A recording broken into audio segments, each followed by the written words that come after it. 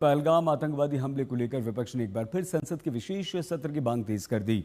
12 पार्टियों ने मांग की है। इनमें Congress, Samajwadi Party, TMC, DMK, Aam Aadmi Party, Shivsena, UBT, RJD, National Conference, JMM, CPI, ML, IUML, AIMIM शामिल हैं। ये 12 पार्टियां हैं और इसमें यह कहा गया है कि आप बैठक बुलाइए और आप चर्चा हमसे कीजिए।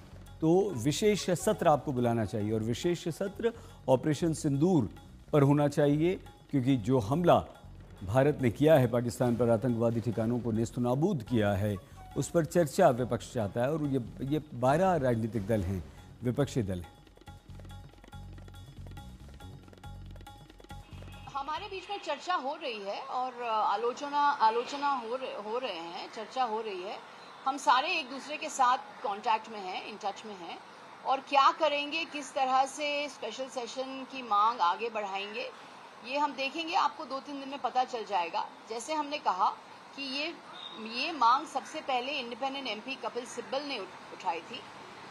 उन्हीं के सपोर्ट में हम भी इसको दोहरा रहे हैं, सारे दल ये दोहरा रहे हैं। तो किस तरह से इसको हम आगे बढ़ाएंगे, किस तरह से एक दूसरे के साथ आलोचना करके, इसको चर्चा करके इसको आगे बढ़ाएंगे, वो अब जान जाएंगे 2-3 दिन। यूपी सरकार ने ऑपरेशन सिंदूर की सफलता के बाद अब उत्तर प्रदेश में सामूहिक विवाह में कन्याओं को सिंदूर दान करने का निर्णय लिया है। और इस निर्णय की जानकारी देते हुए मंत्री असीम अरुण ने कहा है कि योजना के तहत दी जाने वाली 51,000 रुपये की आर्थिक मदद को अब हम 1 लाख रुपए कर रहे हैं। सिंदूर दान के निर्णय को लेकर समाजवादी पार्टी ने यूपी सरकार पर निशाना साधा है। आप असीम अरुण की पहले बात सुनिए। जिन्हें स्वयं कल्पना की थी इस योजना की, मुख्यमंत्री सामूहिक विवाह योजना, इसमें 51,000 रुपये का लाभ जोड़ों को दिया था। हाल में योगी जी ने इसकी समीक्षा की और कई निर्णय लिए।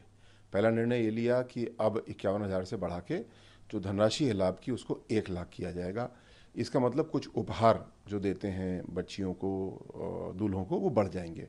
और उसमें से एक उपहार दाम के हिसाब से तो बहुत छोटा है, लेकिन संकेत के हिसाब से बहुत बड़ा है, सिंदूरदानी भी दी जाएगी।